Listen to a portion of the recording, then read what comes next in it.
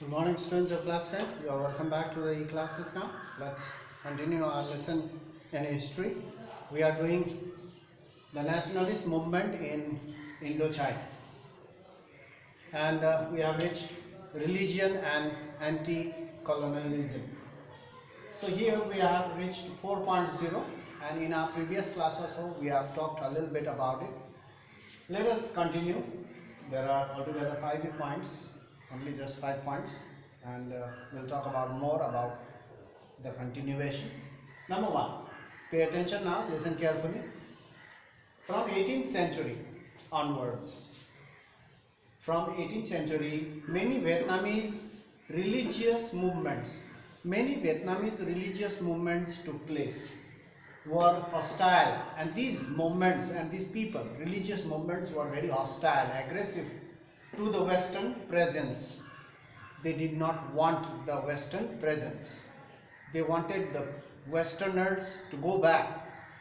They do not want to see them, as they were quite oppressive, as well as they were attacking the Vietnamese identity, culture and religion. So, number 2, anchored by the spread of Catholicism, the Catholics, the religion, Christianity, the people of Vietnam were very angry because they were converting the Vietnamese people into Catholics or Christians.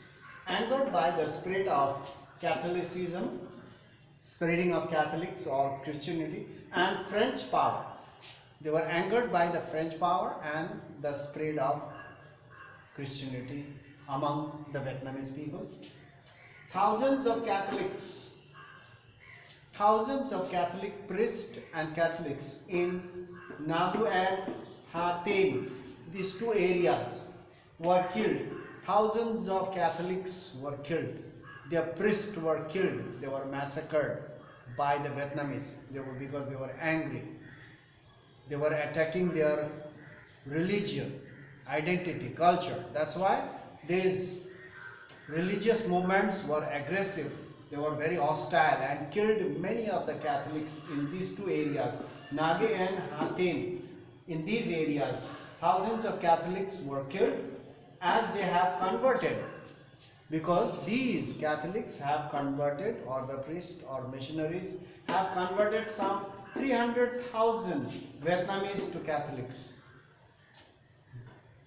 300,000 Vietnamese were already converted into Christianity or Catholics. That's why these Vietnamese were very angry, because it is a loss of their identity and the region, the country, as well as we have learned about in our previous class about the double loss. The writers mentioned about the double loss, and here they were losing their identity, culture, religion, as well as they were losing their land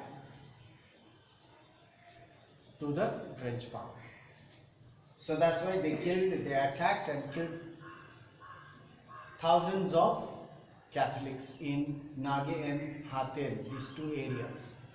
Now the elites in Vietnam, let's talk about the educated people in Vietnam. The elites in Vietnam were educated in Chinese and Confucianism. They have learned, they were educated in Chinese and Confucianism. But the religions or the religious belief, but the local people, all the local people were not educated. The educated people in Vietnam, they were educated in Chinese and Confucianism. But the local people, those who are not that educated, but the religious belief among the peasants, poor, farmers, were shaped by various traditions. They have their own tradition, culture. Various traditions that combine Buddhism and local belief. Many Vietnamese, they followed Buddhist religion and they had their own local beliefs, and it was a mixture of Buddhism and local belief. The peasants followed this. But the educated people, they were educated in Chinese and Confucianism. Let's talk about now more. Some of these movements supported French, but the others inspired movements against the colonial rule. So Some of these religious movements, they supported the French, and the others inspired and encouraged the movements against the colonial rule. That means in the society also there was a division. Some supported, some were against. One such famous movement, one of the very famous movement, popular movement was Hoa Ho movement. We'll talk about that in our next class. So one such famous movement was the Hoa Ho movement that began in 1939. This Hoa Ho movement began in 1939 and gained great popularity in the fertile Mekong Delta area. Mekong is a very big river in Vietnam, very popular and very famous river in Vietnam. And in the delta areas of this Mekong river, this Hoa Ho movement gained popularity. Many people followed this movement.